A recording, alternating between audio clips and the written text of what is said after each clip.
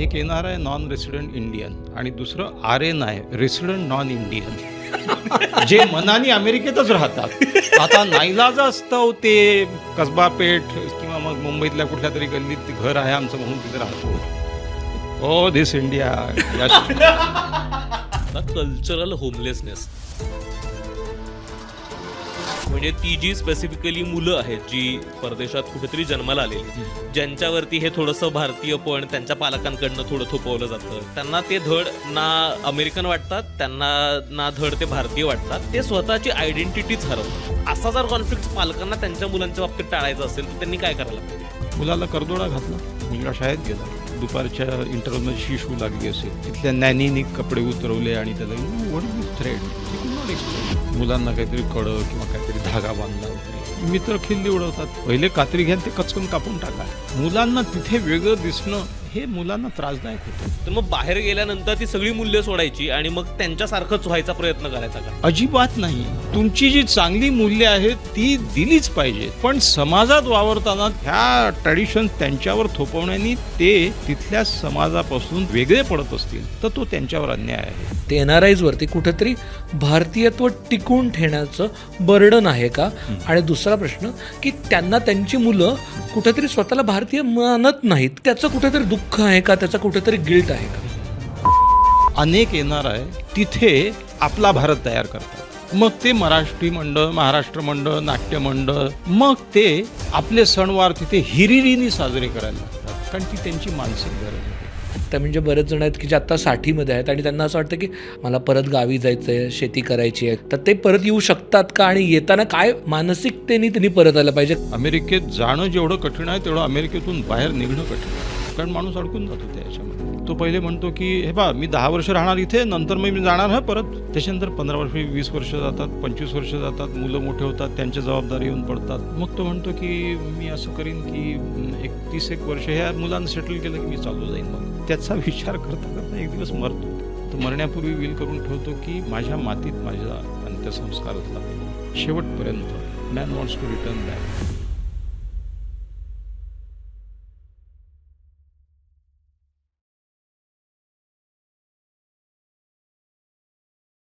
अमुक तमुक फक्त एक यूट्यूब चॅनल नाही, तर ती एक जिज्ञासू लोकांची कम्युनिटी आहे. या कम्युनिटीतनं तुम्हाला तुमच्या आयुष्यात काही फरक पडला असेल, तुमच्या आयुष्यात काही नवीन चर्चा आल्या असतील, नवीन विषय आले असतील, तर ह्याचंच एक्सटेन्शन म्हणून अमुक तमुक यूट्यूब मेंबरशिप कम्युनिटी आपण चालू करतो. या कम्युनिटीत काय मिळणार आहे तर तुम्हाला exclusive workshop, in depth conversations, special गेस्टसोबतचे Q&A लाईव्ह सेशन्स आणि बरंच काही. हे जर तुम्हाला हवं असेल तर खाली दिलेल्या जॉईन बटनवरती क्लिक करा आणि ही यूट्यूब मेंबरशिप कम्युनिटी जॉईन करा. हॅलो हॅलो नमस्कार. तुमच्या सगळ्यांचं मनापासून खूप खूप स्वागत आहे द मुक्तमुख शो म्हणजेच चॅटच्या या नव्या कोऱ्या एपिसोडमध्ये. साधारणतः डिसेंबर आला किंवा जून आला तर 1-2 सीझन असतं, म्हणजे एकतर सीझन चेंज होतो आपला, पण त्याचबरोबर एक सीझन असतो तर म्हणजे आपले जे काही नातेवाईक आहेत जे भारताबाहेर राहत असतात, NRIs असतात, ते साधारणतः परत येतात आणि त्यावेळेला आपण त्यांच्याशी गप्पा मारताना एक 2 गोष्टी जाणवतात. ते म्हणजे बऱ्याचदा त्यांच्या मनात एक वेगळंच द्वंद्व चालू असतं. त्यांना तिथे असताना त्या संस्कृतीची पण एक जवळीकता निर्माण झालेली असते, तरीच भारतीय संस्कृतीबद्दल कुठेतरी ओढ असते, त्याच्याबद्दलची आस असते आणि त्यांना कळत नाही की नक्की आपण कोण आहोत. कुठेतरी आयडेंटिटीचा क्रायसिस निर्माण होतो. कुठेतरी त्यांना तिथे आपली संस्कृती पाळायची असते, पण बऱ्याचदा अडथळे येतात. त्याच्यात पहिल्या धाऱ्याचे NRI, दुसऱ्या धाऱ्याचे NRI याच्यामध्ये एक फरक, ते एक वेगळं द्वंद्व चालू होतं की यांना असं वाटतं की आपण अजूनही 30 वर्ष झालं US राहतो आहे, ऑस्ट्रेलियात राहतो आहे, तरी आपण इंडियन्स आहोत, आणि त्यांच्या मुलांना तेवढं तसं इंडियन वाटत नसतं. तर ह्या दोन्ही गोंधळांमध्ये बऱ्याचदा अडथळे तयार होतात, बऱ्याचदा घरात वाद तयार होतात आणि ह्या सगळ्या गोष्टींमध्ये ॲक्च्युली कशा पद्धतीने डील करायचं, कशा पद्धतीने समजून घ्यायचं, याच विषयावरती बोलायला अर्थात आपले फेवरेट डॉक्टर नंदू मुलमुले सर आपल्यासोबत आहेत. सर, तुमचं खूप खूप स्वागत आहे. खरं तर हा एपिसोड खूप दिवसांपासून प्लॅन करत होतो, कारण बरेचसे जे अमुक तमुक रेग्युलरली परदेशात पाहणारे जे आपले मराठी प्रेक्षक आहेत ते कायम सांगायचे की NRIsबद्दल काहीतरी एपिसोड करा, आणि सरांसोबत पण गेल्या वेळेस बोलणं झालं होतं. तर फायनली हा एपिसोड होतो आहे खास तुमच्यासाठी. मला सुरुवात सर अगदी इथपासून करायची की ज्यावेळेस आपण परदेशात राहतात, म्हणजे भारताबाहेर कुठेही राहतात, असं म्हटलं की आपल्या डोळ्यासमोर, म्हणजे जे इथे आहेत त्यांच्या डोळ्यासमोर जे चित्र येतात, म्हणजे आता काय छान पैसे कमवणार, आता काय त्यांचं ड्रीम लाईफ जगणार, तर आणि तिथे मग आता इंस्टाग्रामवर रील्स यायला लागतात की नाही कसं तुमच्याकडे इझिली हाऊस हेल्प मिळते, तुमच्याकडे कामाला बाई येते, आम्हाला आमची सगळी कामं स्वतः करावी लागतात, आम्हाला 2-2 नोकऱ्या कराव्या लागतात आणि आमचं काहीतरी एक वेगळे चॅलेंजेस असतात. त्यात खूप मोठी तफावत जाणवते. तर ज्यावेळेस आपण भारताबाहेर राहणाऱ्या लोकांचं आयुष्य म्हणजे ड्रीम लाईफ असं त्याचं जे चित्र उभं करतो, त्यात खरं तर किती तथ्य आहे इथपासून मला सुरू करायचं आहे. पहिली गोष्ट अशी आहे की माझ्या भूतकाळाकडे नजर टाकतो तेव्हा माझ्या डोळ्यासमोर 3 टप्पे उभे राहतात.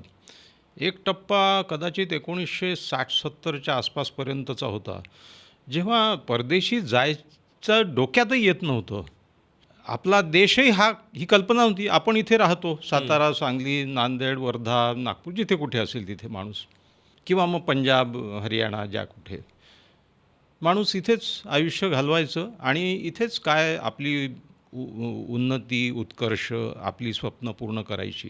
आपली स्वप्न पूर्ण करणं किंवा यशस्वी होणं जीवनात म्हणजे परदेशात जाऊन कुठेतरी नोकरी करणं हा कन्सेप्टच नव्हता. त्याच्यानंतर एक स्थित्यंतराचा मध्यम वर्ग जेव्हा उदयाला आला आणि ॲफ्लुअंट झाला, थोडेसे संपत्ती, पैसे, आणि मग त्यांच्या स्वप्नांना पंख फुटले की अमेरिकेत जाऊन तो नोकरी करतो आहे वगैरे. पहिल्यांदा तर नुसतं तिथे जाऊन राहून उपजीविका करणार म्हणजे यशस्वीतेची अगदी शेवटची पायरी. मग कोणतरी तिकडून आला की ते ग्लॅमर जाणवायचं, तिकडून तो चित्रविचित्र वस्तू आणायचा. आता कदाचित मुंबईच्या सोर मार्केटमधूनच आणलेले पेन असतील, परंतु रशियाहून आणलेलं, जपानहून आणलेलं, अमेरिकेहून आणलेलं खूप प्रचंड कुतूहल वाटायचं. आमच्या शेजारी एक राहायचे, ते he was a veterinary doctor आणि he went to do BVSC in Russia, मॉस्कोमध्ये वगैरे. तर त्यावेळी ते आल्याच्यानंतर त्यांचा ॲक्सेंट बदललेला, त्यांचं हे, आम्ही तर बा काय ते रूप आणि काय ते हे. मग त्यांनी ती जी आधुनिक पेटी उघडली, त्याच्यातून काय वस्तू, ते रंगीबेरंगी खेळणे, ते मेकॅनिकल किल्ली नाही का, ते बटन लावलेले, ते बेडकं असे उड्या मारणारे, ते खेळणी त्यांची एक्सक्लुझिव्ह, त्यांचे कपडे, त्या कपड्यावरचे प्रिंट्स, सगळ्याच गोष्टी वेगळ्या होत्या. आणि मग तिथे त्यांनी सांगितलं बल्ला मग ते खांदे उडवत बोलणं वगैरे. समजा खांद्याच्या दोन्ही नर्व्स कापून टाकल्यात, त्यांना इंग्लिशच बोलता येणार नाही, खांदे उडवल्याशिवाय कसं बोलता येणार ना. तर ते सगळं, मग माझं ॲक्सेंट बदलला आहे का वगैरे, थोडं I didn't speak Marathi for lot of days and you know वगैरे वगैरे. पण ते खूप मोठी. तर तेव्हा मध्यमवर्गाच्या स्वप्नांना तो पंख फुटून ते तिथे जाऊन राहणं ही यशस्वीता, हा एक काळ गेला. त्याच्यानंतर इतके भारतीय तिकडे झाले, जेव्हा जेव्हा झालं सगळं जग आणि लिबरलायझेशन झालं आणि मग नंतर सगळी दारं ओपन झाली, तिकडचे लोक इकडे आणि इकडचे लोक तिकडे जाणं बऱ्यापैकी, आणि पैसा आला विमानाने प्रवास करणं, इतक्या दूर जाणं. फार जुन्या काळच्या प्रवासवर्णात बोटीने जायचे. लंडनला बोटीने गेला तर महिनाभर बोटीवरच. आता महिनाभरात लंडनला जाऊन येतो माणूस, बोटीवरच महिनाभर राहिला तर भोज्याला हात लावून परत यायचं, मग काय. परंतु प्रवास सोपा झाला, साधा झाला, तिकीटं लोक विकत घ्यायला लागले आणि नोकऱ्या मिळायला लागल्या. सगळ्यात महत्त्वाचं म्हणजे सगळ्यात मोठी क्रांती कशामुळे झाली असेल तर इलेक्ट्रॉनिक्स अँड टेलिकम्युनिकेशन, म्हणजे संपर्क क्रांतीमध्ये इतक्या नोकऱ्या दडलेल्या होत्या आणि भारतीय लोक त्याच्यात हुशारच होते अर्थातच. तर आपण सर्व्हिस एक्सपोर्ट करतो, आपण मॅक्सिमम, आपण प्रोडक्शन काही करत नाही ते, आपण we are the leading exporters of services.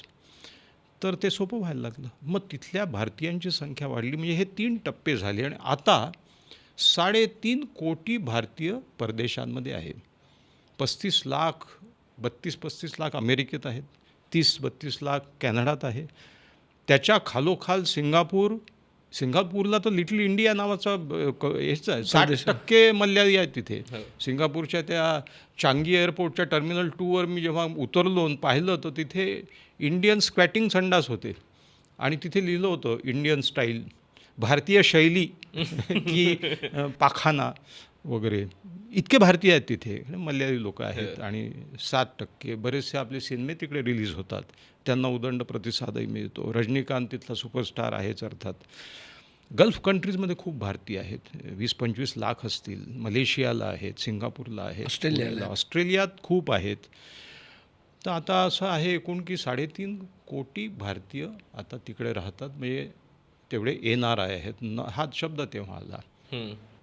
मग त्यावेळीची व्याख्या अशी होती की एकदा तो गेला, तो कधीतरी येणार आहे परत येणार आहे, म्हणून त्याला येणार आहे नाव पडलं. आणि त्यामधला जो काळ असा होता की सर्वोच्च परमावधी तिकडे जाऊन नोकरी मिळवलेला, तर त्याच्यामुळे 2 जमाती तयार झाल्या. एक येणार आहे नॉन रेसिडेंट इंडियन आणि दुसरं RNI रेसिडेंट नॉन इंडियन, जे मनाने अमेरिकेतच राहतात.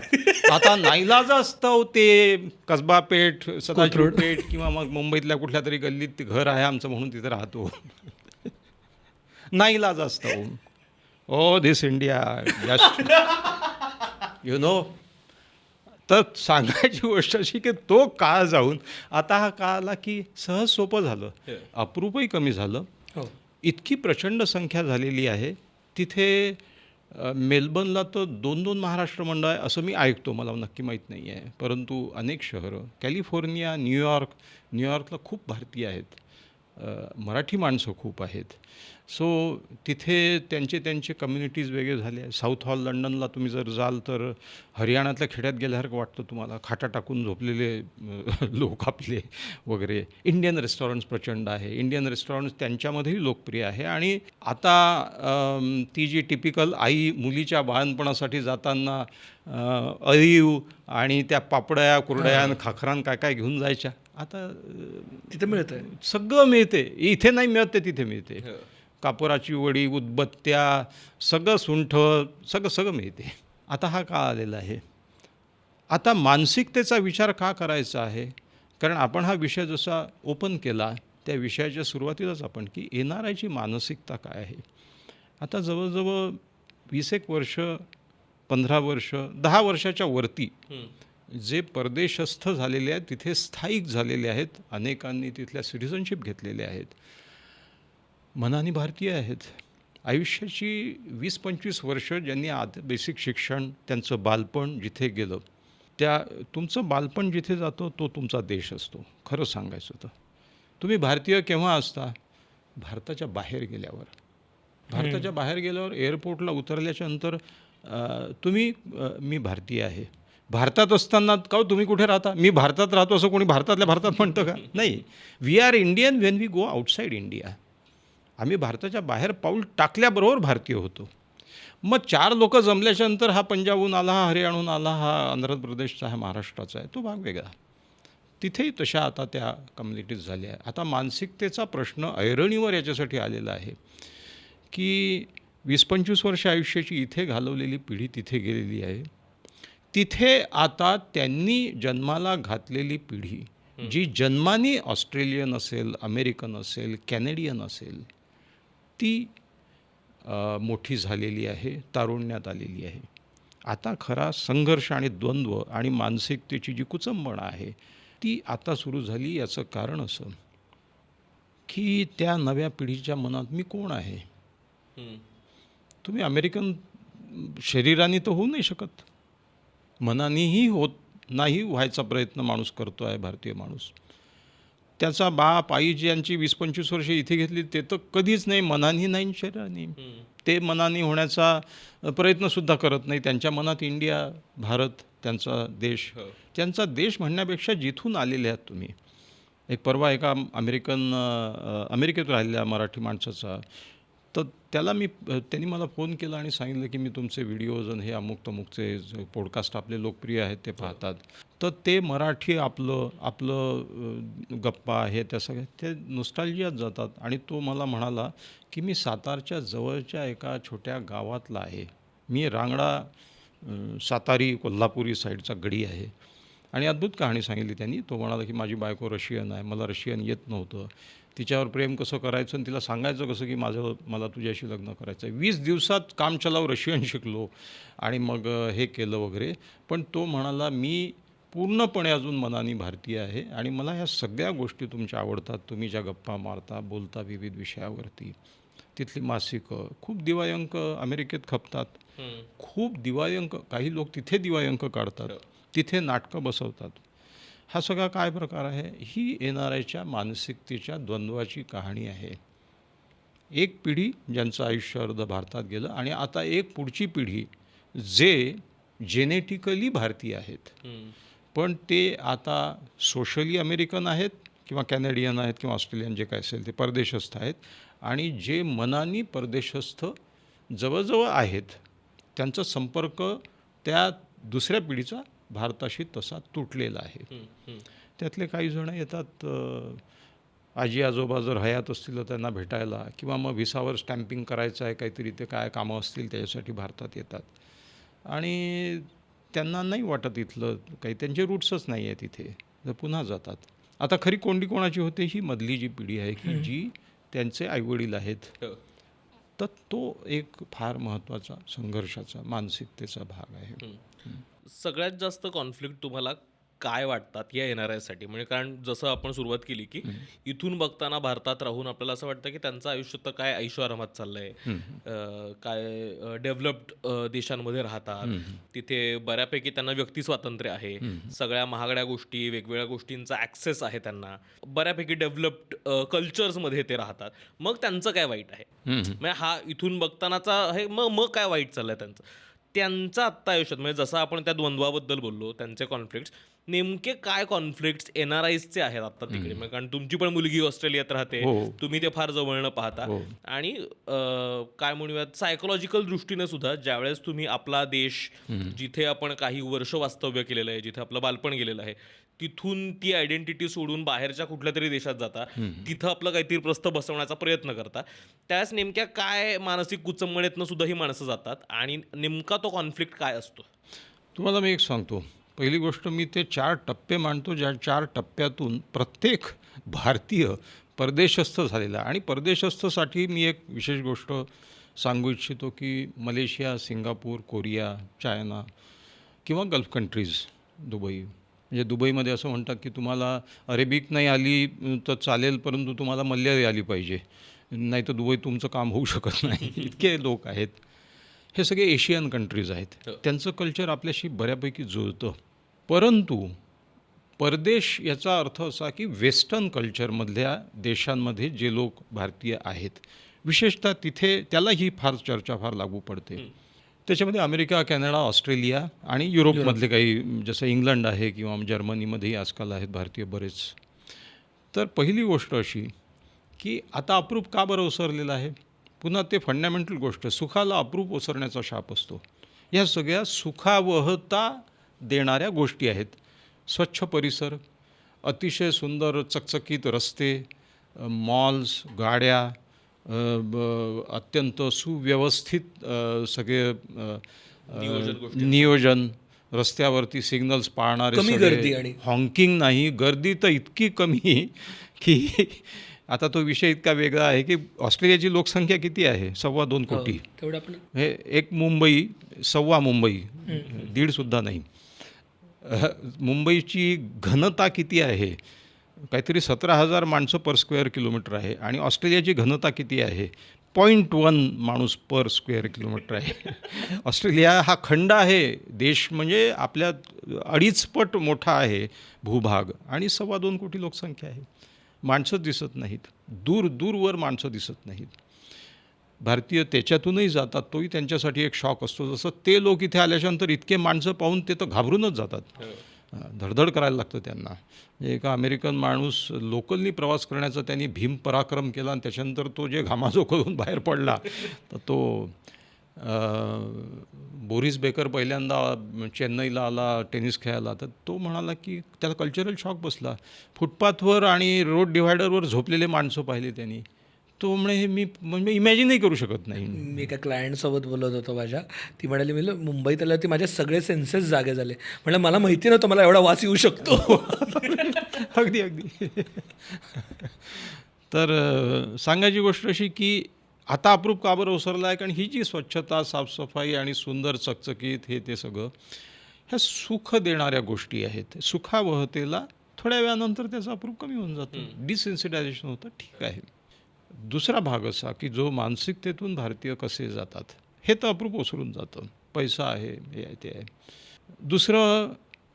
दुसऱ्या मानसिकतेचा भाग असा आहे की प्रत्येक NRI बऱ्यापैकी ओव्हरऑल 4 टप्प्यातून जातो. ते टप्पे मी असे मांडतो: प्रतिरोध, रिफ्युजल टू ॲडमिट, प्रतिरोध, मग प्रतिगमन, ट्राईंग टू रिटर्न, मग प्रतिनिर्मिती, रिक्रिएशन ऑफ इंडिया, आणि नंतर रिपॅरेशन म्हणजे प्रतिपूर्ती. आता हे काय 4 टप्पे आहेत. अमेरिकेत गेला, प्रतिरोध, मी इंडियन आहे, मी इथला नाही आहे, आय एम एन इंडियन. तुम्ही कॉन्शियस होता इंडियन असल्याचे. इथे तुम्ही कॉन्शियस होता का मी इंडियन आहे म्हणून सदाशिव पेठेत हिंडता का? नाही. फार तर मी पुणेकर आहे की नाही एवढंच म्हणाल. त्या क्षणी तिथे माणूस इंडियन असल्याचं की he cannot admit that now he is an American or he is citizenship येऊ न येऊ की माझी पुढची 10 वर्ष 15 वर्ष इथेच जाणार आहे किंवा हे. He is always aware that he is an Indian. प्रतिरोध. दुसरा टप्पा येतो प्रतिगमन. He wants to return back. मी एक 10-1 वर्ष राहीन इथे आणि नंतर आय विल गो बॅक आणि मी मुंबईला बंगलोरला एखादा जॉब शोधेन आणि हे, आणि मला काही इथे काय परमनंट राहायचं नाही आहे. त्याला वारंवार स्वतःला बजावावं लागतं की त्याच्या मनात एक हे असतं की इथले लोक तसे मला ॲक्सेप्ट नाही करत आहे. Okay, I am Indian, I will go back. मी परत जाणार आहे. मी ऑस्ट्रेलियन आहे असं ऑस्ट्रेलियाचं सिटिझनशिप घेतलेलाही इंडियन म्हणायला किती दिवस लागतील? नाहीच, येतच नाही त्याच्या तोंडात. तो कागदोपत्री सिटिझन असतो. क्रिकेटच्या मॅचला ते अजूनही इंडियालाच सपोर्ट करतात, म्हणजे कोहली इज देअर स्टार. हेही एक आहे. आणि घरात म्हणजे भारतीय पदार्थ खातात, भारतीय सिनेमे गेले तिथे की तेच पाहतात, भारतीय नाटकं जे काय असेल ते. तर त्याच्यामुळे तुम्हाला सतत एक ओढ असते की मी परत जाणार आहे कधी. ओढ या कारणामुळे असते की I am not from here. So माझं एक जे आहे रूट ओरिजिनल, मी जाणार आहे. मी 10-15 वर्ष काम करू. आज ज्यांनी 10 वर्ष आपल्या फॉर्मेटिव्ह इयर्सचे तिथे घालवले आणि सगळे ॲडव्हान्टेज तिथे कष्ट करून मिळवलेलं आहे, तो सहजासहजी सोडेल का? नाही सोडत. अनेक लोक परत, आम्ही विचार केला असता आमच्या मुलांनी परत यायचा, पण ते कल्चर इथे नाही, वर्क कल्चर वगैरे. खरं म्हणजे हा वरचा मुलामा आहे. त्यांची जी लिव्हिंग कॉस्ट स्टँडर्ड जे आहे ना, त्याला जे डॉलर्स लागतात त्याच्या 1/4 पैशामध्ये तुम्ही इथे ऐशारामात आनंदात राहू शकता. नाही, वर्क कल्चर इथलं कम्पेअरच करता येत नाही. ॲडजस्ट होऊ शकता तुम्ही, नाहीसं नाही. तुम्ही इथलेच होते ना, इथेच राहत होते. पण हा एक भाग की नाही मी परत जाणार आहे 10 वर्ष 15 वर्ष. ॲक्च्युली तो कधीच येत नाही, येऊ शकत नाही. अमेरिकेत जाणं जेवढं कठीण आहे तेवढं अमेरिकेतून बाहेर निघणं कठीण आहे. कारण माणूस अडकून जातो त्याच्यामध्ये. प्रतिरोध, प्रतिगमन, मग प्रतिनिर्मिती. अब ये तो समझ गए कि यहाँ से छुटकारा नहीं है. छुटकारा नहीं क्योंकि खुद नहीं छूटना चाहता ना. ठीक आहे. तर मग आता अनेक येणार आहे, अनेक भारतीय, अनेक मराठी माणसं तिथे आपला भारत तयार करतात. मग ते मराठी मंडळ, महाराष्ट्र मंडळ, नाट्य मंडळ, मग पॅन इंडियन डायस्पोरा, मग पंजाबी, हरियाणवी किंवा तेलुगू किंवा जग असतील ते. मग ते आपले सणवार तिथे हिरिरीने साजरे करायला लागतात. मग आपल्या इंडियन नातेवाईकांना बघा इथे आम्ही दिवाळी कशी करतो, मग नऊवार, नथ आणि मग ते सगळे ड्रेस, आणि मग सगळे तिथे IT क्षेत्रात किंवा याच्यात काम करणार किंवा डॉक्टर्स, इंजिनियर्स वगैरे धोतर घालून, झब्बा घालून वगैरे मग पाडवा साजरा करणार, दिवाळी साजरी करणार, होळी साजरी करणार, सगळे सणवार. म्हणजे मंगळागौर लंडनमधली सून आणि इथे काय म्हणतात पुण्यातली किंवा याच्यातली सासू. आता ते लॅपटॉप उघडून बसले. मी ते दृश्य मजेदार पाहत होतो, त्याच्यावर कथाही लिहिली मी की मग ते सुरू झालं. मग इथली वेळ जुळवली. इथली वेळ संध्याकाळची, तिथली दुपारची. तिने हाफ डे सुट्टी घेतलेली. तेवढ्या वेळात तिला उरकायची आहे. ती लग्न जाऊन तिकडे जाऊन पहिली मंगळागौर. इकडे तिने 4 सवाष्ण्या जमा केल्या. त्या 4 सवाष्ण्या आल्या आणि त्या लॅपटॉपमधून पाहून राहिल्या. इकडे हे पूजा सांगून राहिल्या, तिकडे ती एकटी बसून ती पूजा करते आहे. त्याच्यानंतर मग ते उजव्या हातात घे, उजवा, तिला त्या लॅपटॉपमध्ये उजवाचा डावा दिसून राहिला, डाव्याचा उजवा दिसतो आहे. त्या सगळ्या घोळातून नंतर मग आणि आता हा प्रसाद घ्या. मग त्या कॅमेरापाशी तिने हात काढायचा आणि यांनी तोंड करायचं. खाल्ला प्रसाद खाल्ला. इकडे यांनीच तोंडात टाकायचं. हा सगळा प्रकार चालला आहे. मग ती दिवा कलंडला, मग ती आरती म्हण, ते पुस्तक काढ, हे सगळं झालं. तिथे तिला जे काही साहित्य मिळालं, तिला आंब्याचे पानच नाही मिळाले. तर आंब्याच्या पानासदृश्य एक झाड होतं, त्याचेच ओरबाडून पानं आणले आणि त्याचंच तोरण करून लावून टाकलं. काय ना काय. आता वस्तू मिळतात. हे काही वर्षापूर्वीची गोष्ट आहे की ज्यावेळी त्या सगळ्या वस्तू मिळत नव्हत्या. तर ते सगळं झाल्याच्या नंतर संध्याकाळची वेळ, इथले संध्याकाळची वेळ झाली. सवाष्णी गडबड करायला लागल्या, अहो नवरा यायची वेळ झाली, आम्हाला जायचं आहे. बरं ठीक आहे, यांनी तिला जेवबीव घालून टाकलं त्या दोघींना. तिकडे सून जे आहे तिने ते सगळं आटपलं, एका पिशवीत कोंबलं आणि ती नोकरीला निघून गेली. आणि लॅपटॉपवर ही बाई बसून राहिली. आणि तेवढ्यात नवऱ्याने आवाज दिला की आज भांडेवाली येणार नाही, धुणेवाली येणार नाही, सगळे कपडे आणि भांडे पडलेले आहेत तिकडे, ते आता सगळं लंडनचं मंगळागौर बंद कर, आता हे पहा इकडे आपल्या याची सोय कर.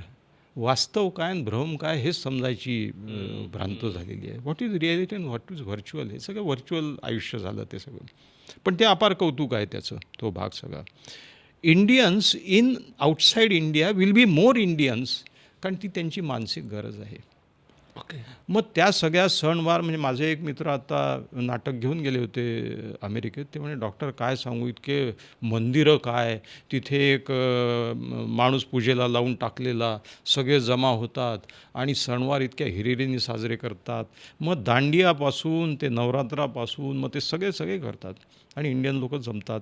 मग खूप परिसंवाद, भाषणं, हे ते सगळे. मला एक फोन आला ऑस्ट्रेलियातून की आपले संस्कार जे आहेत ते मुलांना तुम्ही आमच्या मेंबर्सना सांगाल का वगैरे वगैरे. मग तुम्ही किती वर्ष झाले तिथे राहतात? तुम्ही 18 वर्ष झाली मेलबर्नला राहतो आहे ना. आता आपले संस्कार काय, तुमचे काय संस्कार ते तिथे कुठे पाळणार आहेत? ते तुम्ही ज्या मुलांवर झाले पाहिजे असं तुम्हाला वाटते, त्या मुलांना वाटते आहे का? त्या मुलांना तिथल्या कम्युनिटीत मिसळू द्या ना. त्यांचा तो जन्म ऑस्ट्रेलियात झाला आहे, त्यांचं आयुष्य पुढे भवितव्य ऑस्ट्रेलियात आहे. म्हणजे ते काही वाईट मूल्य, शेवटी हा 2 संस्कृतीचा फरक आहे. पौरात्य आपली, पाश्चिमात्य त्यांची. ती वाईट आणि ही चांगली किंवा ही वाईट आणि ती चांगली, दोन्ही गोष्टींना अर्थ नाही. त्यांच्या त्या जागी त्या काही चांगल्या गोष्टी करतात, आपल्या जागी आपल्या काही चांगल्या गोष्टी आहेत. आणि आपण इथे राहतो, त्या सगळ्या सांभाळू शकतो, पाळतो, कारण आपल्या भोवताली तसं वातावरण आहे.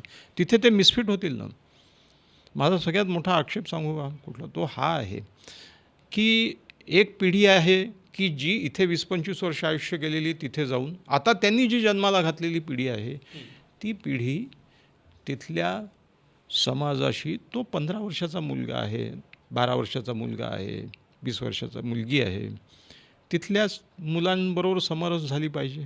तिथल्या वातावरणात त्यांना तिथेच राहायचं आहे, तिथेच जगायचं आहे, तिथेच आयुष्य शोधायचं आहे, आयुष्यातली उद्दिष्ट शोधायची आहेत. तिथलेच पार्टनर शोधणार ते. तिथला इंडियन शोधू शकतील, तिथला ऑस्ट्रेलियन, अमेरिकन कोणी शोधू शकतील. मूल्य ही समाज सापेक्ष असतात. मूल्य कधी वाईट आणि चांगली, मूल्य कालबाह्य होतात. कालबाह्य मूल्य ही किती चांगली असूनही ती कालबाह्य झाली आणि ती पाळणं चुकीचं आहे ना. आज आपल्याकडे आपण अनेक प्रथा सोडून दिलेल्या आहेत कारण त्या कालबाह्य झालेल्या आहेत. आता मी जर धोतर घालून हिंडायला लागलो तर लोक म्हणतील की हे काय हाताला नाही. ते काही गोष्टी अशा आहेत की ज्या काळाचा संदर्भ सुटून गेलेल्या आहेत. मग त्यांची मूल्यसुद्धा काही चांगली मूल्य असतील त्याच्यात. तो देश, ते देश जे आहेत ते देश का प्रगत आहेत आपल्यापेक्षा? मानवीय मूल्य आहेत त्यांचे, जे आहे व्यावहारिक मूल्य आहेत. आपल्याकडे मूल्य जास्त धर्माशी निगडीत आहेत. त्याच्यात काही वाईट आहे असं नाही आहे, परंतु आता morality is now connected with humanity rather than tradition. त्याच्यामुळे ते जर ते मूल्य पाळत असतील आणि त्या मूल्यांशी की माझं पटलं जमलं तर मी एकत्र राहीन, नाही तर मग आपण आनंदाने वेगळे हो किंवा मित्र म्हणून वेगळे हो, काय वाईट आहे याच्यामध्ये? आपल्याकडे वेगळ्या ट्रॅडिशन्स आहेत, ते त्या आपल्या याच्याशी संलग्न आहेत. ही मूल्य त्या मुलांवर लादू नका. एक छोटं उदाहरण देतो. मुलगा म्हणाला की बाप जो आहे त्यांनी काहीतरी पूजा केली आणि त्यांनी प्रसाद द्यायला, मी पाहत होतो हे दृश्य. प्रसाद केल्याच्यानंतर पोरगा काहीतरी लिहित होता आणि त्यांनी असं डावा हात पुढे केला, हा द्या. तर बाप म्हणाला नाही, राईट हँड. तो what do you mean by right hand? हा माझाच हात आहे ना, हा काही कोल्ह्याचा कुत्र्याचा हात थोडीच आहे, माझाच हात. नाही, आपल्या याच्यामध्ये उजवा. Dad tell me what is wrong in using left hand. आता आपल्याकडे डाव्या हाताची कामं वेगळी आहे, ती तिकडे नाही आहेत. म्हणजे मला जेव्हा लोक विचारतात की काय ऑस्ट्रेलियाचं कसं काय राहिलं, म्हटलं भारताकडून ऑस्ट्रेलियाचा प्रवास हा धुण्याकडून पुसण्याकडचा प्रवास आहे, बाकी काही फरक काही नाही आहे. मुलाला त्याला एक्सप्लेन करता येईल ना की उजवा हात शुभ, डावा हात अशुभ, काय प्रकार आहे. आणि खरंच सांगतो तुम्हाला, आता ज्याला ॲनाटॉमी फिजिओलॉजी माहीत आहे त्याला 4% लोक हे डावरे असतात. आपल्या समाजामध्ये मुली जर डावरी असेल, डावखुरी, किती तिच्यावर अन्याय झाला असेल की हे उजवा हात असं नको करू. Understand in is simple. Brain, तुमचा राईट ब्रेन डॉमिनंट असतो म्हणून नसतो म्हणून, नाही तर लेफ्ट ब्रेन डॉमिनंट असतो 96% लोकांमध्ये, म्हणून तुम्ही उजव्या हाताचे होता. आणि ज्यांच्यामध्ये राईट ब्रेन डॉमिनंट असतो ते डाव्या हातात 4% लोक. किती स्त्रियांना मी, मुलींना पाहिजे, काय खराब हिला डाव्याच हात वापरते, डाव्या हाताने लिहिते, डाव्या हाताने ठीक आहे, डाव्या हाताने खेळते, पण डाव्या हाताने वाढते, डाव्या हाताने पूजा करते, अशी काय आहे. पण ही मूल्य, म्हणजे माझं मूळ चर्चा ही होती की तुमची मूल्य, ज्या मूल्यांना तिथे एक्सप्लेन करणं कठीण आहे. मुलाला करदोडा घातला, मुलगा शाळेत गेला, लहानसा मुलगा, त्याला काय दुपारच्या इंटरव्हलमध्ये शिशू लागली असेल तर ते तिथल्या नॅनीने कपडे उतरवले आणि त्याला what is this thread, he could not explain. मुलांना काहीतरी कडं किंवा काहीतरी धागा बांधला वगैरे. मित्र खिल्ली उडवतात, तुझं tying threads about, what does it mean. शुभ अशुभ आपल्याकडे जे काही असेल ते पहिले कात्री घ्या ते कचकन कापून टाका. मुलांना तिथे वेगळं दिसणं हे मुलांना त्रासदायक होतं. पण सर याचा अर्थ आपण बाहेर, म्हणजे हा जो प्रायमरी कॉन्फ्लिक्ट त्या पालकांना असतो ना, जे स्पेसिफिकली बाहेरच्या कुठल्या तरी वातावरणामध्ये मुलांना वाढवत आहेत, ती मुलं तर खरं तर त्याच कल्चरमधली आहेत, पण पालक अजून पण या भारतीय मानसिकतेतनं येतात.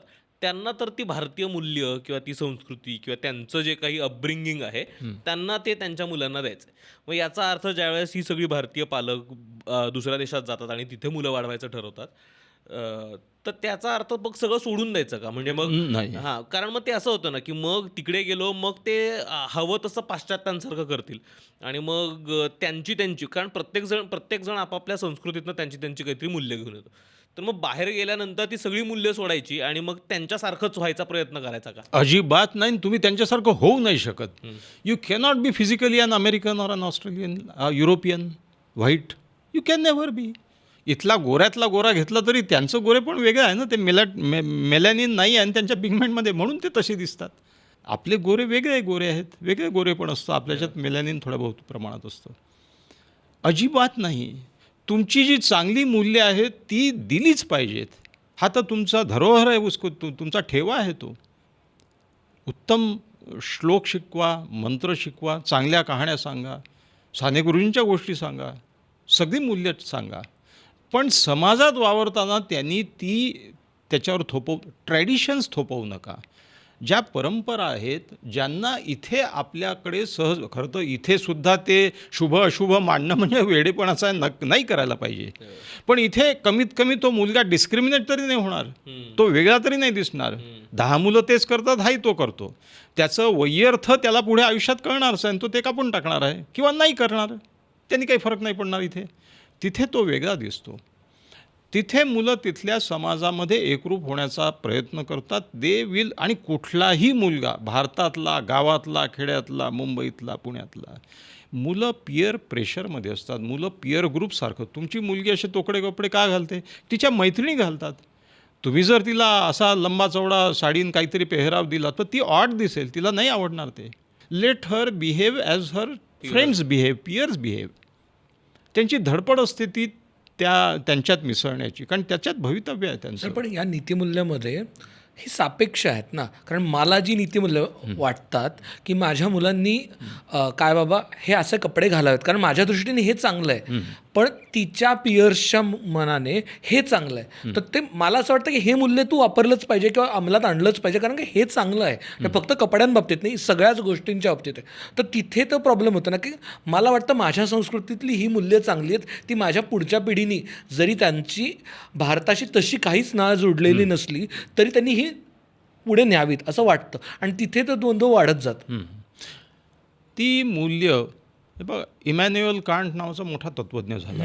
पहिल्यांदा त्यांनी मूल्याची सोडवणूक परंपरा, पायंडे, काय म्हणतात त्याला, धर्म वगैरे या संकल्पनापासून वेगळी काढून त्यांनी पहिल्यांदा असं मांडलं की मूल्य ही मानवीयता, बंधुभाव आणि विवेक यांच्यावर आधारित असावी. म्हणजे ती चिरंतन राहतील, तिथं सगळ्यांनाच लागू पडतात.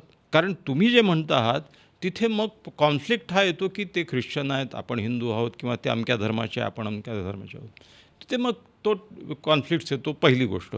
दुसरी, असे कपडे घालावे किंवा असं वागावं किंवा असं हात आहे त्याचं आपण उजवा हात डावा हात पाहिला आणि हे सगळं पाहिलं, किंवा मग गंध लावावं की नाही लावावं, अशा त्या बारीक सारीक गोष्टी आहेत त्या.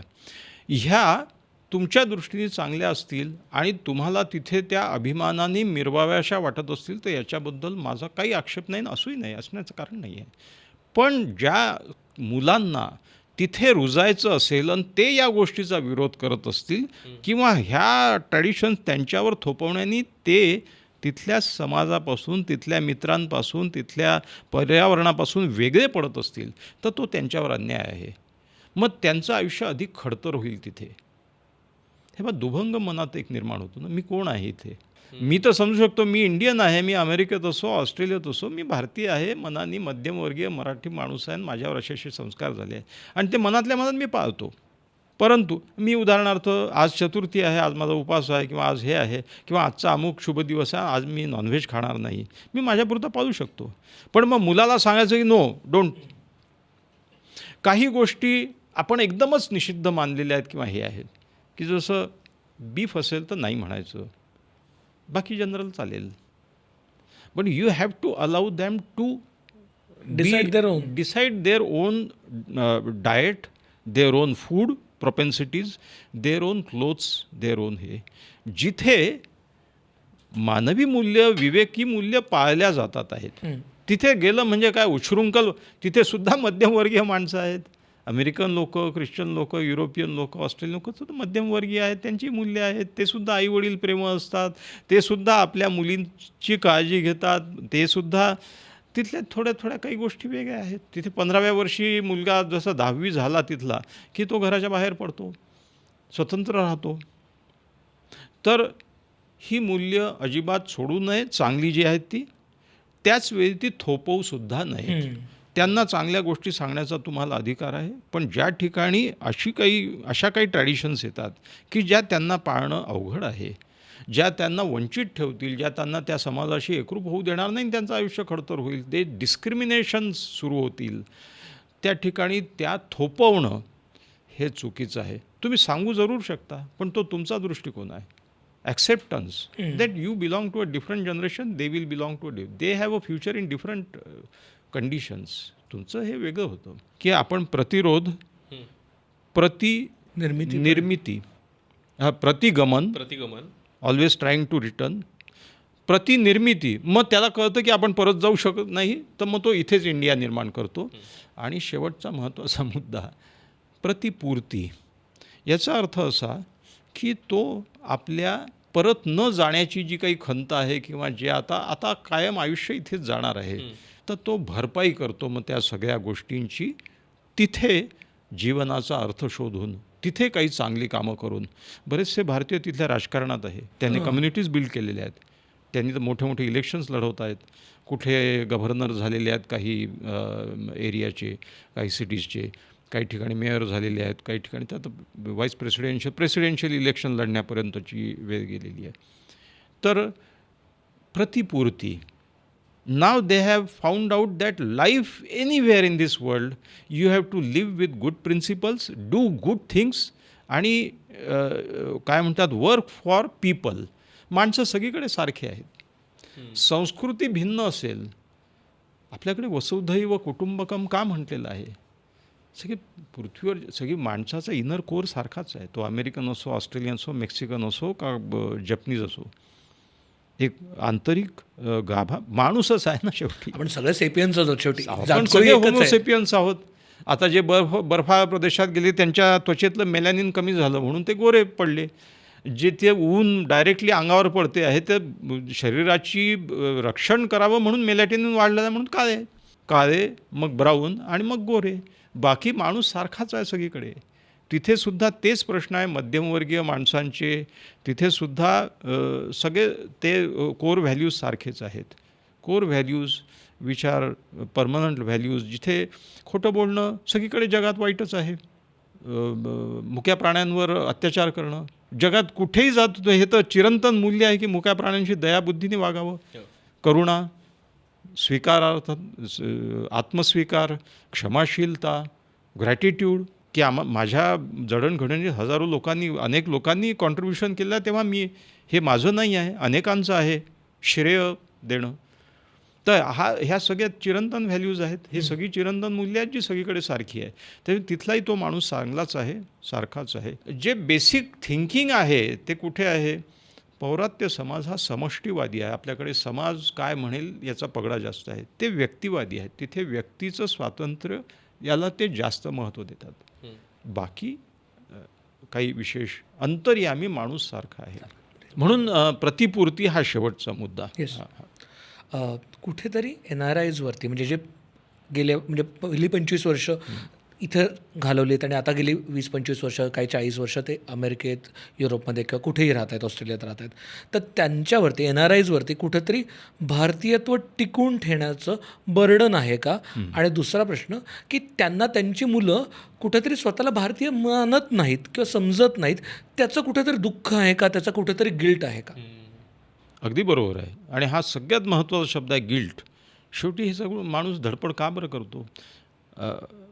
इंटरनल अनकॉन्शियस माइंडमधली गिल्ट कमी करण्यासाठी. अपराध भाव हा सगळ्यात स्ट्रॉंग भाव आहे की जो माणसाला असं काही कृत्य करायला एखाद्याची अति काळजी घेणं गिल्टपोटी असते. ती ज्याला आपण रिॲक्शन फॉर्मेशन मागे आपण डिफेन्सेस व्यक्त केले की त्याच गोष्टीविषयी त्याला चीड आहे, पण ती चीड गिल्ट निर्माण करते आणि त्या गिल्टला ओव्हरकम करण्यासाठी तो अति काळजी घेतो. तसं ही मूल्य आहेत की मी माझ्या मायभूमीशी किंवा माझ्या मातृभूमीशी आणि माझ्या व्हॅल्यूजशी आणि याच्याशी प्रतारणा करतो आहे का? सोडून दिलेला आहे नाळ का? तोडल्याचं कुठेतरी नाळ तोडल्याचं दुःख होते. माणूस सैरभैर होतो, माणूस दिशाहीन. You need a firm ground to land on. एखाद्याला तू आहेस कोण? मग भारतीय आहे का अमेरिकन आहे का? तू गोरा आहे का पांढरा आहे का काळा आहे का काय आहे? माणूस आपल्या रूट्स नावाचं अतिशय सुंदर पुस्तक आहे. तो अमेरिकन जो आफ्रिकन अमेरिकन होता त्यांनी की त्याचं मूळ शोधायला तो आफ्रिकेमध्ये जाऊन तो शोधून थांबला, तेव्हाच त्याला ते समज की कोण आहेत माझं ओरिजिन. शंकराचार्यांचं कस्यम कोहम कुत आयातम का मे जननी को मे तात. हा विचार कर की तू कुठून आलेला आहेस, तुझी आई कोण, तुझे वडील, म्हणजे थोडक्यात तुला कोणी जन्माला घातलेला आहे, या जगात तू कसा आलेला आहे. अतिपरिभावय सारम सारम विश्वम त्यक्त्वा स्वप्न विचारम. हे विश्व स्वप्नासारखं आहे. एखाद्या आम्ही स्वप्नातच जगतो आहोत. तर हा जो भाग आहे त्याच्यामुळे गालिबाई विचारतो अब्र क्या है हवा क्या है ये परिचेहरा लोक कैसे है. तर माणूस आपल्या मुळाचा शोध आणि आपल्या मुळाशी जाण्याचा सतत प्रयत्न करतो. हा प्रयत्न जेव्हा काही प्रमाणात त्याला माहीत आहे मी परत जाणं शक्य नाही, त्यावेळी जी गिल्ट निर्माण होते, त्या गिल्टपोटी मग माणूस जास्त प्रयत्न करतो ते सगळं हे करण्याचा. मूल्य मग थोपवण्यापर्यंत येतं ते की मी ते पाळलं पाहिजे, मी ते सोडून नाही दिलं पाहिजे. तुम्हाला एक घट्ट आधार लागतो कशाचा तरी. पण गिल्टची गरज आहे का? ह्या म्हणजे गिल्ट आपोआप निर्माण होते ना. शेवटी प्रत्येकाच्या सेन्सिटिव्हिटीवर आहे. काही लोकांना ती अधिक प्रमाणात असेल आणि काही लोक जे खरंच मनातून प्रेम करतात आपल्या सगळ्या त्या याच्यावर. मी अनेक NRIचे आम्हाला कॉल येतात, काउन्सिलिंगसाठी येतात. तर मला जाणवतं ते की त्यांना असं वाटतं की एकदा गावाकडे जायचं आहे, त्या शेतात जायचं आहे. त्या आता कुठे आहे ते शेतही नाही, काही नाही, त्या गावाचं शहरीकरण झालेलं आहे. मला एक पंजाबचा माणूस भेटला. तो म्हणाला कॅनडा में 30 साल से हूँ, एक बार जाके आया है और समझ गया कि मेरा बचपन जहाँ गया था वो नहीं है अभी. मेरा गांव बदल चुका है, वो तो ज़्यादा अमेरिकनाइज्ड हो गया है मेरे से. आणि तो म्हणाला की अब मैं मेरे गांव कभी नहीं जा सकता. You can never return to your place of origin because it is not there now. ते नॉस्टॅल्जियात आहे, तुमच्या मनात आहे. माणसाचा गाव फक्त त्याच्या मनात असतो. माझं बालपण ज्या ठिकाणी गेलं ते आता काहीच नाही राहिलं आहे तिथे. मी माझ्या गावात गेलो तर अनोळखी होऊन जातो, कोणी ओळखतही नाही मला. बरं सगळा परिसर बदलून गेलेला आहे. त्याच मोटार गाड्या आणि तेच कॉन्क्रीटचे जंगलं आणि तेच सगळं झालेलं आहे. कुठे आहे आता ते? मी आता परत जाऊ शकत नाही. तुम्ही नदीमध्ये पाय टाकता तेव्हा तुम्ही त्या पाण्यात पाय नाही टाकू शकत जे 5 मिनिटापूर्वी तुम्ही टाकले होते. पाण्यात प्रवाह तर पुढे निघून गेलेला आहे. आता तुमचा गाव हा तुमच्या मनात वसलेला आहे. त्या गावाला तुम्ही नेहमी परत जाऊ शकता आणि सुखाने विहार करू शकता. आता ते उरलेलं नाही आहे. कृष्णाकाठी कुंडल आता पूर्वीसारखे उरले नाही. गदिमांची हे आहे. ही क्लॅरिटी खूप महत्त्वाची आहे. ह्या सगळ्या चर्चेचा मला असं वाटतं की जो एक सार आहे जे आहे ते जे मी अनेकांशी बोलतो की त्या पुढच्या पिढीचं आयुष्य सुकर व्हावं याच्यासाठी त्यांचं ऐका. त्यांना तिथल्या समाजाशी समरस व्हायचं असेल तर ते जे करत असतील आणि त्या समाजाला अनुरूप असेल आणि बऱ्यापैकी विवेकी, बऱ्यापैकी आपली मूल्य त्यांची मूल्य जिथे कुठे मानवी मूल्य जुळतात ते जर असेल तर त्यांच्या छोट्या छोट्या गोष्टींना विरोध करू नका की असे कपडे घालू नको, ह्याच्याबरोबर जाऊ नको, हे करू नको. तो वाया जात नाही आहे. तो आपलं आयुष्य खराब करून घेत नाही आहे. एवढं पाहणंच पालकांचं काम आहे. मुलांना तुम्ही या जगात आणता. तुम्ही त्यांचे मालक नाही, तुम्ही फक्त माध्यम आहात. मुलांना त्यांची स्वतःची स्वप्न आहे, स्वतःचे विचार आहे. आपले विचार मुलांना देऊ नका. त्यांच्याजवळ त्यांचा स्वतःचा विचार आहे. त्यांना आपल्यासारखं करण्याचा अजिबात प्रयत्न करू नका. तुम्ही त्यांच्यासारखं व्हायचा प्रयत्न करू शकता. त्याच्यात सफल व्हाल की नाही माहीत नाही. तुम्ही फक्त ती धनुष्य आहात ज्यांच्या प्रत्यंचेवर तुम्ही मुलांना तीरासारखं तोलून धरलेलं आहे. बाण सोडणं पूर्ण ताकदीनिशी तुमच्या हातात आहे. तुमचा हात स्टेबल राहायला पाहिजे आणि तो बाण सोडला पाहिजे. तो बाण असा आहे स्पेशल की जो स्वतःची दिशा, स्वतःचा वेग, स्वतःचं गंतव्यस्थान, स्वतःची स्वप्न, स्वतःचं टार्गेट स्वतः शोधून काढेल. तुमच्या हातात फक्त तो सक्षम समाजात सोडणं एवढंच आहे. क्या बात आहे, क्या बात आहे. खूपच महत्त्वाचं आहे. हे खलील जिब्रानचं वाक्य आहे. मला त्याच मुलांबद्दल बोलताना मी मध्यंतरी एक इंस्टाग्रामवरच एक रील पाहिली होती. त्याच्यात एक शब्द खूप डोक्यात बसला होता, कल्चरल होमलेसनेस.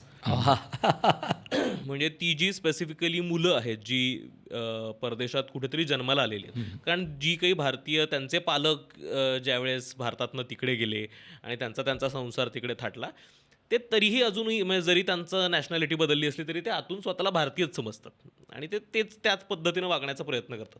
पण त्यांची जी मुलं आहेत ज्यांच्यावरती हे थोडंसं भारतीयपण त्यांच्या पालकांकडनं थोडं थोपवलं जातं किंवा दिलं जातं आणि त्यांना तर त्या ज्या अमेरिकन ऑस्ट्रेलियन समाजात वावरायचं आहे त्यांना ते धड ना अमेरिकन वाटतात, त्यांना ना धड ते भारतीय वाटतात. ते स्वतःची आयडेंटिटीच हरवतात. अशा मुलांच्या बाबतीतला काय धोके दिसतात आणि काय कॉन्फ्लिक्ट्स निर्माण होतात? कारण मला ती टर्मच इतकी अंगावर येते ना, कल्चरल होमलेसनेस. ज्यावेळेस तुम्ही ना घर का ना घाट ना घर का ना घाट का, ज्यावेळेस ना तुम्ही स्वतःला भारतीय समजता किंवा भारतीय तुम्ही नसताच पूर्णतः आणि ना तुम्ही धड अमेरिकन, ऑस्ट्रेलियन किंवा कुठल्याही ज्या देशात राहता तिथले असतात. You are always Indian American or African American. बरोबर. तर त्यांचा नेमका कॉन्फ्लिक्ट कसा होतो आणि असा जर कॉन्फ्लिक्ट पालकांना त्यांच्या मुलांच्या बाबतीत टाळायचा असेल तर त्यांनी काय करायला पाहिजे? सगळ्यात पहिली गोष्ट म्हणजे तुम्ही भारतीय आहात. तुमचा आत्मा, कोर आत्मा म्हणजे आध्यात्मिक आत्मा नाही आहे, तुमचा कोर व्हॅल्यू भारतीय आहे. पहिली गोष्ट. कारण मुलं तिथे जन्माला आले असतील तरी त्या घरात जे वावरतात तिथले आईवडील जे आहेत त्यांचं 20-25 वर्षाचं आयुष्य भारतात गेलेलं आहे. एक गोष्ट तुम्हाला सांगतो, मुलं मल्टीलिंग्वल असतात. मुलांची जितक्या भाषा बोलाल 6 वर्षापर्यंत आपला मेंदू अफाट वेगाने वाढत असतो.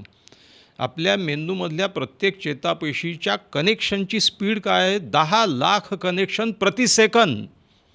एवढ्या प्रचंड प्रमाणात मुलं सगळीकडनं नॉलेज इम्बाईब करत असतात, शोषत असतात. मुलं टिपका कागदासारखे असतात. मल्टीलिंग्वल. माझ्या घरी आम्ही अस्सल वऱ्हाडी मराठी बोलतो.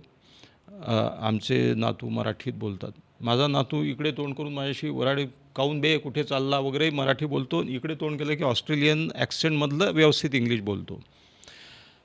जपानी, ऑस्ट्रेलियातल्या शाळांमध्ये जपानी खूप लोक आहेत, साऊथ कोरियन आहेत, चायनीज आहेत. त्या लँग्वेजेस ते शिकवतात. मुलांना 10 लँग्वेजेस शिकवा, व्याकरण नाही, बोलीभाषा मुलं आरामात पिकअप करतात. आपली भाषा घरामध्ये मराठी बोलणं जरुरीच आहे, चांगलं आहे. आपण व्यक्त त्या भाषेतून होतो. तर कृत्रिम ओढून ताणून आणण्यात काय. आता अनेक आरेनाय जे आहेत ते I told you to bring that. आमच्या नातीला काय आहे, इंग्लिशमध्येच समजते तिला. तुमचं धेडगुजरी इंग्लिश तिच्यावर नका थोपो, ते अजून वाईट होऊन जाईल जे काय ते. शी डज नॉट. एका बाईने मला काय सांगावं, तिला इंडियन याच्यावर पॉटीच होत नाही म्हणे, तिला वेस्टर्नच लागते. म्हटलं आता काय हे काय कौतुक आहे. हा काय वा छान, अशी आहे तुम्ही, वा क्या बात आहे, वेस्टर्न. हा सोसायटीत दिसतं ना. मग ही काय गोष्ट आहे का, किंवा याच्यात अभिमान बाळगण्यासारखं काय आहे, मला माहीत नाही आहे, माफ करा. सांगायची गोष्ट अशी की व्हॅल्यूज सांभाळायच्या. हा जो कॉन्फ्लिक्ट आहे, कल्चरल होमलेस फार महत्त्वाचा शब्द आहे. You need an identity in life to clutch on. माणसाला एक आयडेंटिटीची गरज असते, आणि ती आयडेंटिटी तुम्ही आलाच, तुमचे रूट्सच आहेत ते. काही लोक सेन्सिटिव्ह असतात या बाबतीत. काही लोक मी पाहतो, I was there in I don't know नाव, आय डोंट रिमेंबर एनीबडी वगैरे. काही लोक they float through life without हे. थोडंसं सेन्सिटिव्हिटीचा कमी भाग असेल, किंवा त्यांनी तो व्यावहारिक मुलामा अंगावर पांघरून घेतलेला आहे, आणि ठीक आहे, आयुष्य घालवायचं, कशाला जुना विचार करत बसायचं, माझी आयडेंटिटी कुठे आहे वगैरे. पण काही जणं खरंच त्या कॉन्फ्लिक्टमध्ये सापडतात. तर you have to remember your roots, your identity. You need an identity. आणि आता ही एक नवीन आयडेंटिटी आहे, काही हरकत नाही. एक नवीन आयडेंटिटी निर्माण झालेली आहे, इंडियन अमेरिकन. जसं आफ्रिकन अमेरिकन आहे. आफ्रिकन अमेरिकन हे एक महत्त्वाची आयडेंटिटी झालेली आहे. आता तुम्ही आणलं ना आम्हाला तिथून इथे, मग आता आमच्या 4 पिढ्या रुजलेल्या. त्यांच्या तर किती 17व्या शतकात 14व्या शतकात पहिल्यांदा पिढ्या गेल्या अमेरिकेचा शोध लागला, नंतर मग हार्डली 400-500 वर्ष झालं. तर ते तर झालेलेच आहेत. ते still they call themselves, because colour आणि हे तर सगळं वेगळंच आहे, आणि ते सगळं रूट्स आहेतच तिथे, काही वाद नाही त्याच्यामध्ये. तसं ही आयडेंटिटी निर्माण होईल, झालीच आहे काही प्रमाणामध्ये. सो ओके, आमचं मूळ हे आहे. आणि भारताने जगाला तत्त्वज्ञान शिकवलेलं आहे. जेव्हा जगातला पहिला तत्त्वज्ञ जो पाश्चात्य देशात झाला, जगातला नाही, पाश्चात्य देशातला, तो 6व्या शतकात थेल्स नावाचा. त्यावेळी इथे बुद्ध आणि महावीर होते. त्याच्या 1000 वर्ष किमान आधी वेद आणि उपनिषद होते. आपण जगाला तत्त्वज्ञान शिकवलेलं आहे. भारताच्या ज्या काही ओरिजिनल तत्त्वशास्त्र आणि हे जे आहे ट्रॅडिशन्स, अतिशय रिच होतं. तर त्याच्याबद्दल अभिमान बाळगणं आणि त्या काही प्रमाणात पुढे नेण्याचा प्रयत्न करणं. मुलांना ईशावास्योपनिषद शिकवा, मुलांना बुद्ध तत्त्वज्ञानही शिकवा, चार्वाकाची माहिती द्या. दर्शनशास्त्राच्या उगमापासून आस्तिक आणि नास्तिक दोन्ही दर्शनशास्त्र भारताने जगाला दिलेले आहेत. आणि हे मीमांसान वादविवाद दिलेले आहेत की हे आहे की ते आहे, चर्चा आहेत. 6व्या शतकामध्ये आद्य शंकराचार्य झाले, त्यांच्या इतकं तर काय काव्य इतकं सुंदर आहे त्याचं सगळं, अनेक गोष्टी आहेत. तर सांगायची गोष्ट अशी की हे आपलं प्रचंड खजिना आहे, तो पास ऑन करणं. आणि त्यांनी आयडेंटिटी मिळत असेल, there is a very firm identity. Indian माणूस तिथे अभिमानाने उभं राहून म्हणू शकतो की तुमच्याकडे शेक्सपियर होता, तो तर 16व्या शतकात असेल काय जे असेल ते. आमच्याकडे कालिदास कुठल्या शतकातला होता, तो काही जण म्हणतात इसवी सनाच्या 100 वर्ष आधीचा होता, काही जण नंतर, जे काय असेल ते, पण तरी खूप प्राचीन झाला. तर we have rich things, we should be very proud about it, and we should pass on that as identity. ही एक आयडेंटिटी होऊ द्या. इंडियन अमेरिकन, आम्ही अमेरिकन बॉर्नच आहोत, आम्ही इथेच राहणार आहोत, इथलंच ट्रॅडिशन्स पाळणार आहोत, इथल्याच समाजाशी एकरूप होऊ, इथल्याच समाजाच्या चालीरीती आणि सगळं करू. आणि त्या समाजशैलीप्रमाणे त्यांच्या आयुष्यातले स्थित्यंतर, हे सगळ्या वरवरच्या गोष्टी आहे. बघा, तुम्ही 2 लग्न केले का, एकच लग्न करून जन्म काढला का, 5 लग्न केले, यांनी फरक नाही पडत. तुम्ही काय केलं आहे आयुष्यामध्ये, तुमच्या आयुष्याला अर्थपूर्णता आहे का, तुमचं आयुष्य तुम्ही जगलात का, सृजनशीलता, कुतूहल हे कायम ठेवलं का, तुम्ही मानवी मूल्य जपलेत का, तुम्ही क्षमाशील होता का, तुमच्यामध्ये करुणा होती का, तुमच्यात ग्रॅटिट्यूड आहे का, तुमच्यामध्ये एम्पथी आहे का, समानुभूती आहे का, तुम्ही आत्मस्वीकार करत आहात का. या सगळ्या गोष्टी जर असतील तर तो त्यांनी 4 लग्न करो का 2 यांना डिवोर्स देऊ का, ह्या गोष्टी बरोबरच्या आहेत सगळ्या. ह्या तर व्यवहारातल्या गोष्टी आहेत. त्या काही समाजात तिकडे वेगळ्या चालीरीती आहे. आपल्याकडे लग्न तर कुठे एका ठिकाणी एकासारखे नाही होत. आता ज्या ट्रॅडिशन्स पंजाबी लग्नाच्या आहेत त्या आपण अंगीकारतो आहोत. हे जोडा लपवणं वगैरे कुठे आपल्याकडे कुठे होतं. संगीत वगैरे सगळंच. सगळंच संगीत रंजन ह्याचं सगळं ठीक आहे, काही वाईट नाही आहे त्याच्यामध्ये. पण याचा अर्थच असा आहे की ह्या सगळ्या वरवरच्या गोष्टी आहेत. अंतर्यामी माणसाच्या जीवनाचा अर्थ काय. You need a purpose for your life. You should live for something in life which will give you happiness. Is a fall out of living meaningful life. भारतात असा, कॅलिफोर्नियात असा, का कोकणात असा, का कुठे असा. आणि म्हणूनच नोबेल प्राईज अशाच लोकांना मिळाला आहे. कैलाश सत्यार्थी हां. मध्य प्रदेशमध्ये एका छोट्या गावामध्ये मुलांसाठी काम करणारे. तर फंडामेंटल काम आहे ते. राईट. सर तुम्ही म्हणालात त्याच्यावरती मला खूपच इंटरेस्टिंग असं वाटतं की तुम्ही इंडियन अमेरिकन आहात हे ॲक्सेप्ट करणं खूप सोपं आहे. कारण कितीही ठरवलं तरी तुम्ही प्युअरली अमेरिकन म्हणजे 100% अमेरिकन असं काही होताच येत नाही, कोणीच नाही आहे. आणि तुम्ही किती म्हटलं तरी 100% इंडियन होऊ शकत नाही अमेरिकेत राहून. सो हे ॲक्सेप्ट करणं, त्या दोन्ही आयडेंटिटीजमध्ये द्वंद्व किंवा भांडत राहण्याला अर्थ नाही, त्यांनी त्रासच वाढणार आहे. सर आपण मगाशी बोललो तर आधी तो मला मुद्दा आणावासा वाटतो, तो म्हणजे बऱ्याचशा यांना 4थ्या स्टेजच्या जवळपास आहेत. त्या 4थ्या स्टेजमध्ये काही जण तिथल्या समाजाचा पार्ट झालेत, ते राजकारणात गेलेत. पण बरेच जण आहेत ते कुठेतरी वेगळा मार्ग स्वीकारतात. त्या म्हणजे बरेच जण आहेत की जे आत्ता 60मध्ये आहेत आणि त्यांना असं वाटतं की आता बास झालं इथे, मला आता परत जायचं आहे, मला परत गावी जायचं आहे, शेती करायची आहे, किंवा मला परत पुण्यात यायचं आहे, मुंबईत यायचं आहे, नांदेडला जायचं आहे, जिथे कुठे जायचं आहे आणि तिथे परत जाऊन राहायचं आहे. तर त्यांना बऱ्याचदा काही अडथळे जाणवत आहेत किंवा काही डायलेमाज आहेत. ते म्हणजे की त्यांच्या डोक्यातला जो भारत आहे तो काय त्यांनी 80 साली 90 साली सोडला असेल तो भारत आहे आणि त्यांना परत यायचं आहे. आत्ता ते 2026मध्ये परत येणार. त्या दोन वेगळ्या जगात आहेत.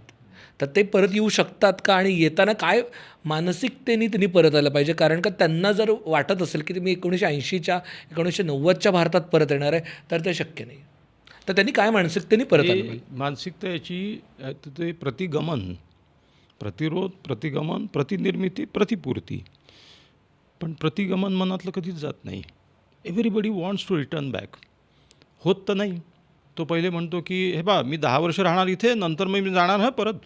कारण तिथे म्हातारी आई आहे, वडील आहेत, कोणी आहेत, हे आहेत. त्याच्यानंतर 15-20 वर्ष जातात, 15 वर्ष 20 वर्ष जातात, 25 वर्ष जातात, मुलं मोठे होतात, त्यांच्या जबाबदारी येऊन पडतात. मग इथे बंगला घेतला, घर घेतलं, मग आता हे झालं ते झालं. काही जण तिथल्या राजकारणात पडतात, काही समाजकार्यात पडतात, काही मनात ती इच्छा राहते. मग तो म्हणतो की मी असं करीन की 30-एक वर्ष ह्या मुलांना सेटल केलं की मी चालू जाईन. मग ते होत नाही. मग त्यांचे लग्न होतात मुलांचे. मग तिथे मग सगळं बाकी सुरू होतं. तिथले काही सोशल कॉजेसमध्ये तो इन्व्हॉल्व करून घेतो स्वतःला. मग कठीण होऊन जातं ते. शेवटपर्यंत ती आज एक काम करू, मला कळलं की आता माझा अंत जवळ की मी चाललो जाईन गावी परत. त्याचा विचार करता करता एक दिवस मरतो. तो मरण्यापूर्वी विल करून ठेवतो की माझ्या मातीत माझा अंत्यसंस्कार झाला पाहिजे. मग दफन असो की दहन असो. He wants to go back and after death his desire remains. वो चाहत उसकी आखिरी दम तक रहती कि मेरे देश मेरी मिट्टी में वापस जाऊं. तर मुलाला सांगतो की एक काम करा, तू मला तिकडे. मग मुलगा म्हणतो की ते इथून तुमची बॉडी घेऊन जायची आणि तिथे मग हे करायचं आणि आपल्याकडे दफन आहे तर कुठे ते तुम्ही जागा अडवता आता 6 फूट बाय 4 फूट. ठीक आहे, मग दहन करा. मात्र राख घेऊन जाशील आणि राख कुठल्या तरी नदीमध्ये, गावाच्या नदीत किंवा गंगेत. शेवटपर्यंत man wants to return back.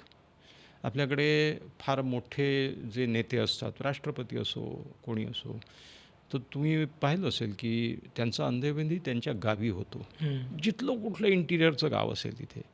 कारण अल्टिमेटली आपल्या संस्कृतीमध्ये कसं आहे की मूळ माती जिथून निर्माण झाला आणि त्याचं आपण मृत्यूचा एपिसोड केला आहे की ज्या पंचमहाभूतापासून तो निर्माण झाला आहे त्याच्यात विलीन व्हावं.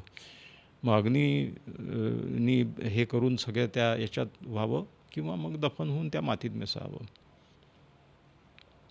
तर माणसाची ही आज शेवटपर्यंत अशी राहते. गमनाची. मला असं लक्षात आलं की आजच्या एपिसोडमध्ये सगळं कव्हर नाही होणार आहे, खूप गोष्टी. ॲब्सोल्युटली. अगदी आपण शेवटाकडे चाललोय तर की जी कुणी अशी ही माणसं आहेत, परदेशात राहत आहेत किंवा NRIs जे असतील स्पेसिफिकली जे 10-12 वर्ष राहतात, ते कदाचित आता थोडे त्या आयडियाला की आपण आता इथेच आहोत आणि आता इथेच आपलं जे काही आहे पुढचं आयुष्य आहे ते इथेच असणार आहे, कदाचित त्यांनी त्यांची मानसिक तयारी त्या पद्धतीनं झालेली. पण जे अगदी अगदी आत्ता 5-10 वर्ष झाली आहेत, 4-5 वर्ष झाली आहेत, जी आत्ता भारतातनं बाहेर चालली आहेत आणि गेलेली आहेत, तिथे सेटल डाऊन होतात, त्यांना अगदी आपण थोडक्यात काय सांगू शकू की ज्यावेळेस आपण कुठेही स्वतःचं घर सोडून जातोय आणि ते आपोआपच ती घर शोधण्याची आणि आपलं घर तिथे वसवण्याची जी म्हणजे घराची जी आस आहे, म्हणजे तिथे जाऊन सुद्धा आपण घर तयार करतो, पण परत माझं घर मला अजूनही जर भारतात वाटत असेल तर मला कायम तिथे परत यावं असं वाटणार आहे. तर त्यांना आपण काय सांगू शकू जी अगदी नवी ही सुरुवात करतायत? नवी सुरुवात करतात आहे. खरं सांगू का, आता असं काही भारत आणि परदेश आणि हे तसं राहिलेलं नाही आहे. कारण जसं तुम्ही प्रवास इतका सोपा झालेला आहे, प्रवासाच्या अनंत शक्यता वाढल्या आहे, विमानं आहेत आणि इतरही हे आहेत. विमानाचेच प्रवासाचे रूट्स वेगवेगळे, जवळचे दूरचे, हे आधी तिकीट काढलं तर स्वस्तात पडते, जाऊन महिनाभर नाही 8 दिवस 15 दिवस जाऊन परत येणारे लोक आहेत. अनेक लोक तर प्रवासच करत राहतात जगभर, कारण त्यांना मीटिंग अटेंड करायच्या असतात किंवा काय त्या क्षेत्रातल्या लोकांच्या. आणि तिथे इतके भरपूर भारतीय झालेले आहेत पुरेसे की तसं त्याला फॉरेनमध्ये आल्यासारखं वाटण्याचं काही कारण, फॉरेनरची फिलिंग येण्याचं कारण नाही, इतके भारतीय आहे तिथे. मी मेलबोर्नच्या एअरपोर्टला उतरलो तर तिथलं चेकिंग करणारा भारतीय होता, तिथे तो सामानाची हे करणारा भारतीय होता. म्हणजे सिंगापूरला तर तुम्हाला इतके भारतीय दिसतात की सगळेच कामं करणारे, हॉटेलमधल्या मालकापासून ते चपराशापासून सगळ्या बऱ्यापैकी भारतीय असतात. आणि भारतातल्या माणसाला भारतीय माणूस पाहून बरं वाटतं, कसनुसं हसतो तो असं दुरून त्यांना हे पण बरं वाटतं आपले माणसं पाहिले की, आपण जसं म्हणतो की तो. तर आता ते नको भारतीय दिसायला इतके भारतीय झालेले आहेत की मला वाटतं की feeling of minority is not there. हां, त्याच्यामुळे आता तशी ही पिढी जी नुकतीच गेलेली आहे त्यांना फार आपण गावापासून दूर आलो, घरापासून असंही वाटण्याचं तेवढं कारण उरलेलं नाही आहे. पण माझ्या मते जर आपण आता यांच्यासाठी तुम्ही काय संदेश द्याल वगैरे, जिथे जिथे संधी आहे तिथे तिथे भारतीय माणसाने गेलं पाहिजे.